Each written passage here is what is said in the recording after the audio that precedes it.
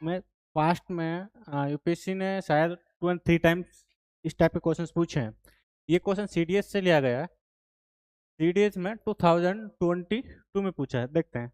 Expression हमें दे रखा है four raise to power 61, four raise to power 62, four raise to power 63 and four raise to power 64।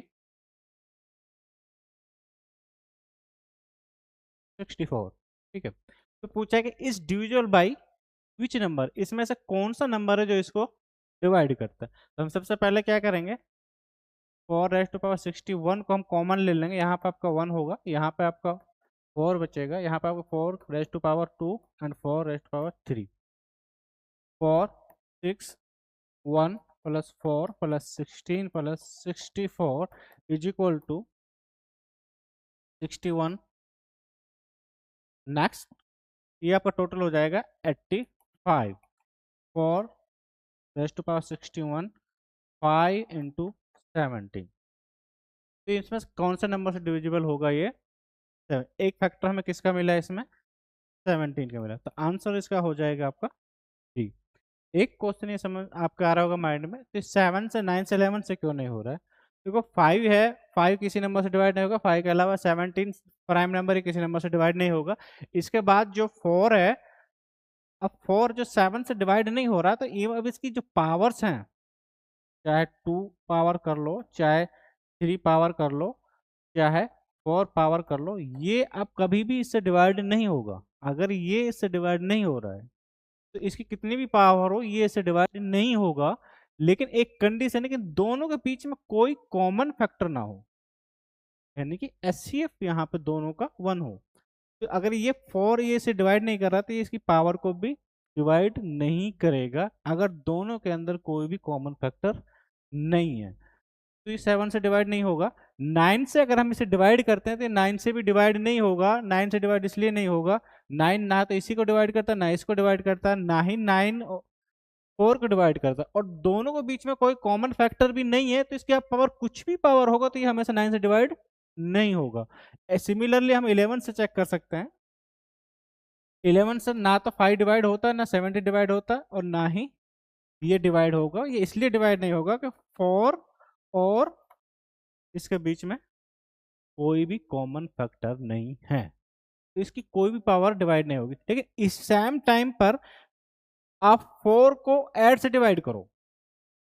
4 जो है 8 से डिवाइड नहीं होता, लेकिन इसकी जो पावर्स होंगी, जब 4 क्या बोलते हैं 4 की, अगर मैं 4 की पावर यहाँ पर कुछ भी नहीं 3 कर देता हूँ तो अब ये डिवाइड हो जाएगा। ये क्या आएगा, ये 16 आएगा, 64 आएगा डिवाइडेड बाई 8, तो ये डिवाइड हो जाएगा। नहीं समझा, 4 डिवाइड नहीं हो रहा है, फिर से समझा देते हैं, कोई बात नहीं।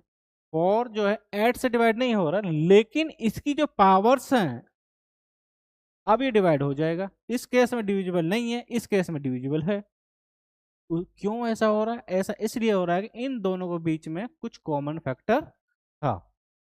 ठीक है जब कॉमन फैक्टर नहीं होते तो तब ये डिवाइड नहीं होता। अगर 7 से हम डिवाइड कर रहे हैं 4, दोनों के बीच में कोई कॉमन फैक्टर नहीं है। अब आप 4 की कोई भी पावर ले लो, एनएचुरल नंबर कोई भी पावर ले लो, ये इससे डिवाइड नहीं होगा। ठीक है,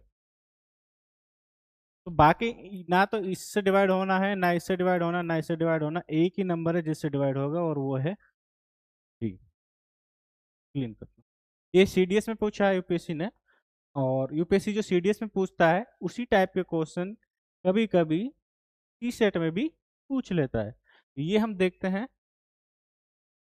एक और क्वेश्चन देख लेते हैं। ये सीडीएस में 2020 में पूछा है यूपीएससी ने। क्वेश्चन क्या है, एक्सप्रेशन आपको दे रखा है 27 5 प्लस में 3 13। ये कौन से नंबर से डिविजल, इस डिविजल बाई विच नंबर, इनमें से दिए गए नंबर में से किस से डिविजिबल है। तो इसको हम क्या लिख सकते हैं, हम लिख सकते हैं कि 3, ये 27 को लिख सकते हैं। 27 होता क्या है, 27 3 की पावर 3।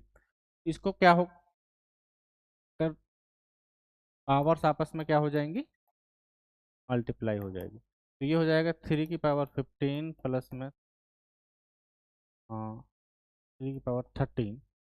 ओके, सिमिलर जैसे क्वेश्चन पहले देखा था वो उसी टाइप का क्वेश्चन है, सिर्फ यहाँ पे हमें दोनों का बेस सेम बनाना होता है। इस टाइप के जब भी क्वेश्चन होते हैं दो ही चीजें की जाती हैं, या तो हम इनके पावर को सेम करते हैं या बेस को सेम करते हैं, और दोनों ही सिचुएशन में ये सोल्यूबल होता है। पावर भी सेम करके भी ये सोल्व हो सकता है और बेस को भी सोल्व करके हो सकता है। तो बेस को हम जब सेम करते हैं तो यहाँ पे भी हमारे पास फिर से दो अपॉर्चुनिटीज है। एक अपॉर्चुनिटीज हमारे पास ये है, ये 27 है, इसे भी 27 बनाए, और एक ये 3 है, इसे भी 3 बनाए। लेकिन जब ऐसा केस हो जाए तो आपको सबसे पहला बेस्ट तरीका ये है कि बजाय पावर को सेम करने के बेस को सेम करो। अब पावर बेस क्या होती है देख लेते हैं। ये ए बी है, ये पावर हो गई, ये आपका बेस हो गया। जो पावर, जिसकी पावर हो तो हम बेस बोलते हैं यहाँ पे। तो या तो आप बेस को सेम कीजिए या पावर को सेम कीजिए, दोनों ही अपने अपने तरीके हैं सोल्व करने के, दोनों ही केस में प्रॉब्लम सोल्व हो जाती है। लेकिन जब भी ऐसा केस आए तो पहली प्रायोरिटी आपकी होनी चाहिए कि आप दोनों के बेस को सेम करो। बेस सेम कर लोगे तो कुछ आप कॉमन ले लोगे तो आपकी प्रॉब्लम इजी हो जाएगी। दूसरा यह है कि जब आप बेस को इक्वल करोगे तो किसको इक्वल करें, 27 बनाए या 3 बनाए, जो लोवेस्ट है जो स्मॉलेस्ट है उसकी तरफ हमें मूव करना है। तो हम यहाँ बेस को सेम करने के लिए हम इसे पावर्स को फर्दर से ब्रेक किया, और ये हमने, ये 3 है सॉरी, ब्रेक किया। अब हमने ये 3 की पावर कर लिया। अब हमें सिंपली 3 की पावर 13 कॉमन ले लेंगे यहाँ से। जब हम यहाँ से कॉमन लेंगे तो ये आपका हो जाएगा 3 raised to power 1। सिंपली ये हो जाएगा 3 raised to power 13 into 9 + 1, 3 raised to 10। तो ऑब्वियस किससे डिविजिबल है, 10 से डिविजिबल है। 10 से 10 हो जाएगा, तो आंसर इसका आ जाएगा आपका 10। ठीक है, यस। ये एड से डिविजिबल नहीं, क्योंकि 13 जो है, 3 जो है एड से डिविजिबल नहीं है, 10 भी एड से डिविजिबल नहीं है, 12 से भी डिविजिबल नहीं होगा, और 21 से भी नहीं होगा। देख लेते हैं 12 से क्यों नहीं हो रहा है। देखो 12 से क्या है कि ये 13 है, तो ये 10 है, और यहाँ पे 12 है। 12 के फैक्टर्स, 12 के अंदर कौन कौन सा फैक्टर छिपे हुए हैं, 3 × 2 × 2। इसको हम क्या लिख सकते हैं, सिंपल। ठीक है, यहाँ पे 2 से 2 कट हो जाएगा, ये एक 3 कट होकर ये 3 की पावर 12 हो जाएगा। लेकिन अब ये 2 किसको कट करेगा, ये ऐसे कट कर नहीं सकता ना, इसको करेगा, तो 2 आपको बच जाएगा, इसलिए 12 से ये डिविजिबल नहीं है। एक ही नंबर है। जब भी ऑप्शन इस तरीके से जो भी आपको लग रहा है कि इस नंबर से डिविजिबल होता है, जाहिर सी बात है बाकी नंबर से डिविजिबल नहीं होगा। अगर ये 10 से डिविजिबल हो रहा है तो बाकी नंबर ऐसे नहीं होंगे कि, क्योंकि एक टाइम पे एक ही से डिविजिबल हो सकता है ना, एक ही तो ऑप्शन करेक्ट हो सकता है। कभी कभी डिफिकल्ट करने के लिए यूपीएससी क्या पूछेगा कि नहीं, दो नंबर से सेम टाइप पे डिविजिबल हो रहा होगा, हो सकता है 10 से भी डिविजिबल हो रहा है, 12 से, तो उस टाइम पे यहाँ पे लिखेगा is divisible by which number, then which smallest number, कौन सा स्मॉलेस्ट नंबर है जो इससे डिविजिबल हो रहा है। 2 नंबर 3 नंबर हो सकता है डिवाइड कर रहे हो, लेकिन वो पूछेगा वो कौन सा छोटा नंबर जो डिवाइड कर रहा हो। तो उस केस में क्वेश्चन को भी चेंज करेगा, उस केस में क्वेश्चन को भी चेंज करेगा। यहाँ पे सिंपली ये पूछा गया किस नंबर से डिवाइड हो रहा है, तो एक ही नंबर एग्जिस्ट करता है जिससे डिवाइड हो रहा है, ठीक है, वो 10 क्लीन करता है। तो ये जो क्वेश्चन है, ये 2022 में यूपीएससी ने सीडीएस में पूछा है। देखो इसी क्वेश्चंस को थोड़ा सा फॉर्मेट चेंज किया, ज़्यादा नहीं किया। इसी क्वेश्चंस को यूपीएससी ने सीडीएस वाले के इसी फॉर्मेट को 2024 में यूपीएससी ने सी सेट के अंदर पूछा है। ठीक है, और वहां पे भी मजे की बात है कि आंसर जो है 10 ही है। देखते हैं,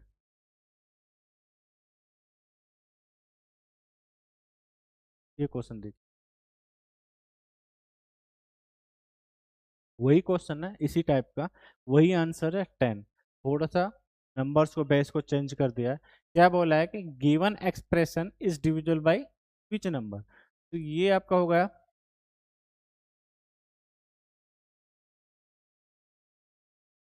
ठीक है। हमारे पास दो ऑप्शन है, या तो हम पावर सेम करें जो कि डिफिकल्ट टास्क है, या फिर हम इन दोनों के बेस को सेम करें। बात आती है अब बेस सेम करें तो दोनों में 32 बनाए इसे, या इसको 2 बनाए। जब भी ऐसी सिचुएशन आएगी तो आप स्मॉलेस्ट वाले नंबर को चूज करोगे, तो यानी इसको 2 बनाओगे, इसको 2 बनाओगे। इसके लिए क्या करोगे आप, 2 5 5 प्लस 227, तो ये आपका हो जाएगा 225 प्लस में 2 227। 225 को कॉमन ले लो, ये 1 प्लस में 2 रेज टू पावर 4, 225 1 प्लस में 4, ये सिंपली हो गया आपका 225 इंटू 5। इसको आप 2 raise to power 24 into 2 into 5 लिख सकते हो। यहाँ पर 2 रेज टू पावर 25, ये एक 2 हमने यहाँ से कम करके इधर लिख दिया ताकि हम इसे 10 बना सकें। तो ये आपका हो जाएगा 2 रेज टू पावर 10। अब किससे डिविजिबल है ये, ऑब्वियस सी बात है 10 से डिविजिबल है, बाकी जो नंबर हैं उससे डिविजिबल नहीं है। ठीक है, ओके। और कोई शॉर्ट तरीका हो सकता है क्या इसका, वो भी देख लेते हैं। यहाँ तक ठीक है, आंसर 10। एक तरीका ये हो सकता, अगर आपसे कभी कभी आप यूनिट डिजिट को भी देख लिया करो, यूनिट डिजिट अगर इस तरह के नंबर्स ऑप्शंस में 10 है, 1000 है, या 0 आ रही है, तो उसके लिए कंपलसरी ये भी है कि मान लो अगर पीछे 10 आ रहा है, जिस नंबर को डिवाइड करेगा, अगर वाकई 10 उसे डिवाइड कर रहा है तो उस नंबर के पीछे 0 आना कंपलसरी है।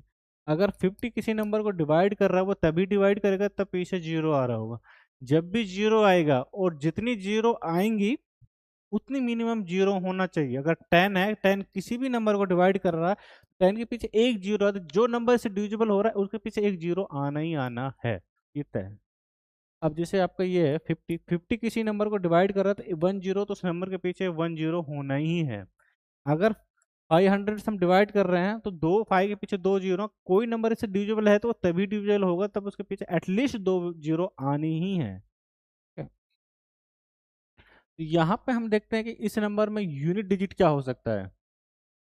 ये यूनिट डिजिट डिसाइड करने के लिए हम लास्ट के डिजिट को लेते हैं, साइक्लिसिटी देखेंगे, तो ये हो जाएगा 1, 4 के ये हो जाएगा 3, ये हो जाएगा 2, ये हो जाएगा 8 प्लस 10, तो यूनिट डिजिट 0। तो 0 यूनिट डिजिट है, 0 आ रही है तो 10 से तो डिवाइड हो गया, ये श्योर है। बाकी नंबर का हम नहीं कह सकते अकॉर्डिंग टू दिस प्रोसेस, इसका हम बेस, लेकिन हम इतना पता है कि 10 से डिवाइड हो रहा है तो बाकी नंबर को आप कैंसिल कर दो, यही आपका ऑप्शन हो जाएगा। ये भी एक तरीका है अगर 10 आया हुआ है, लेकिन ये हर क्वेश्चंस के लिए पॉसिबल नहीं है। हो सकता है 10 ऑप्शन में नहीं हो, तब आप क्या करते हैं, नहीं समझे। इससे बेहतर है कि जो हमने पहले किया वो है, लेकिन कभी कभी आपका सीधा ध्यान इससे जा सकता है कि यहाँ यूनिट डिजिट क्या होगा, तो 2 की पावर 5, 2 से ही हम डिसाइड करेंगे ना यूनिट डिजिट। 2 की पावर 5, तो साइक्लिसिटी 4 को लगा के तो यहाँ पे सिंपली लिखोगे आप 2, यहाँ पे साइक्लिसिटी लगा के 27, तो 24, ये 7, 3, तो ये आपका हो जाएगा 2 + 8, 2 + 8 10, यानी कि यूनिट 0 आ रही है तो 0 10 से डिवाइड हो जाएगा। ठीक है।